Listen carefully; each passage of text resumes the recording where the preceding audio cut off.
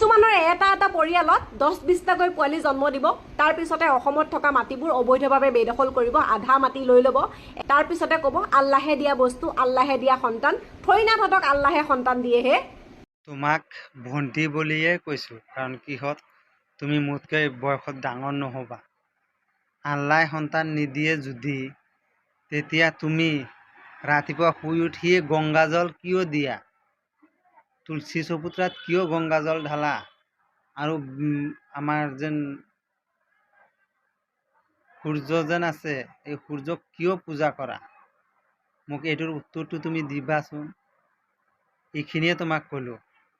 আৰু যদি বেছি ক'ব লাগে নেক্সট ভিডিঅ'ত তোমাক মই কৈ আছোঁ।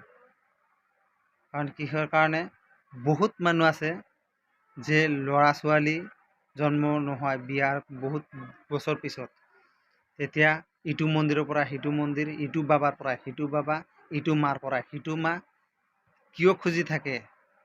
খালি এইটো মুছলিম বুলি নহয়, কাৰণ কিহক ল'ৰা ছোৱালী জন্মটো ভগৱান বা আল্লাহৰ হাততে থাকে। গম পালা নাই? আমাৰ মুছলিম মানুহে কয় আল্লাহে দিছে আৰু হিন্দু মানুহবিলাকে কয় ভগৱানে দিছে।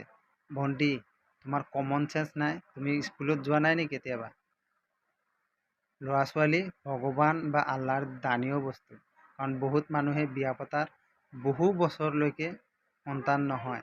সেইবিলাকক গৈ এবাৰ সুধিবা যে সন্তান কোনে নিদিয়ে? সিহঁতে কি ৰাতি মিলা মিছা নকৰে নেকি? বেয়াকৈ কথা ক'বলৈ নোৱাৰোঁ, সেইকাৰণে নক'লোঁ ভণ্টি। এইখিনিয়ে তোমাক কৈ দিলোঁ।